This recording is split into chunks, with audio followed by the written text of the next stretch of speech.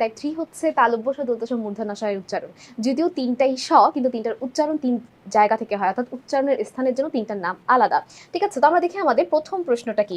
মূলত কিছু ক্ষেত্রে দেখতে মনে হয় তালব্য স দেওয়া আছে কিন্তু উচ্চারণটা হয় ধ্বনিটা হয় দন্ত স এর মতো। কিছু ক্ষেত্রে দেখতে মনে হচ্ছে দন্ত স কিন্তু উচ্চারণ হয় তালব্য স এর মতো। তবে মূর্ধন্য ষ এর কিন্তু নিজস্ব কোনো উচ্চারণ নেই।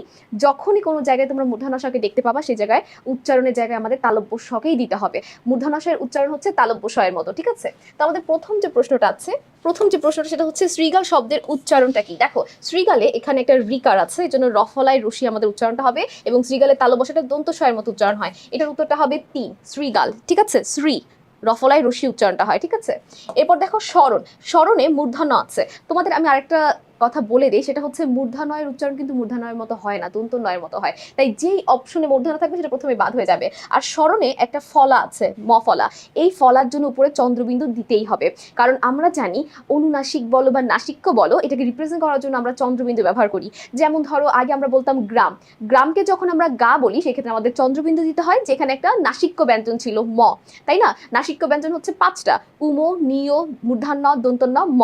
এই ৫টা যখন কোনো একটা শব্দ থেকে আমরা সরিয়ে ফেলবো বা ৫টা এই ৫টা ধ্বনি বা বর্ণকে আমরা রিপ্রেজেন্ট করার জন্য যেগুলো যে নাসিক্য সেটার জন্য চন্দ্রবিন্দু ব্যবহার করি। তো এটার উত্তরটা কি হবে বলো তো? এটার উত্তরটা হবে যেটাতে চন্দ্রবিন্দু আছে আবার দন্ত নাও আছে, আর এটার উচ্চারণটা তালব্য ষ এর মতো হয়। ঠিক আছে, আচ্ছা এর পরের প্রশ্নটা দেখো, সাধারণ। সাধারণ শব্দের উচ্চারণ কোনটি? সাধারণ শব্দের উচ্চারণ এখানে কোনটি বলো তো? আবার এখানে মূর্ধন্য আছে, অনেকেই কনফিউজ হয়ে যাবে, কি করবে, খ এবং ঘ এর মধ্যে কনফিউজ হয়ে যাবে। খ এবং ঘ দুটোর উত্তর কিন্তু হুবহু সেম, পার্থক্য হচ্ছে শুধুমাত্র নয়, একটাতে মূর্ধন্যয় দেওয়া আছে, একটাতে দন্ত না দেওয়া আছে।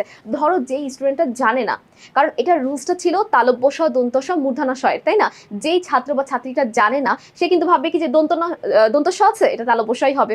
এই কথা চিন্তা করে প্রথম অপশন যেহেতু খ, খ দিয়ে ফেলবে। কিন্তু আমাদের এই জায়গাটাতে উত্তরটা পরিবর্তন হয়ে যাচ্ছে কিন্তু কোনো স এর কারণে না, উত্তরটা চেঞ্জ হয়ে যাচ্ছে আমাদের নয়ের কারণে। ঠিক আছে, এর উত্তরটা হবে ৪।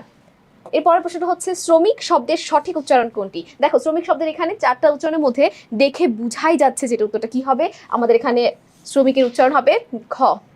20-এ বলা আছে বাংলা এক অক্ষর শব্দে ওকার কি হয়, অর্থাৎ এক অক্ষর শব্দের ক্ষেত্রে ওকার কি বিবৃত হয়, সংবৃত হয়, হ্রাস হয় নাকি দীর্ঘ হয়। এক অক্ষর শব্দে ওকারটা একটু দীর্ঘ হয়, ঠিক আছে, একটু বেশি উচ্চারণ করতে হয়। ঊনবিংশ, ঊনবিংশ এটা দেখো উচ্চারণে আমরা নয়ের সাথে একটা ওকার পাচ্ছি, উ নো। ঠিক আছে, উ নো।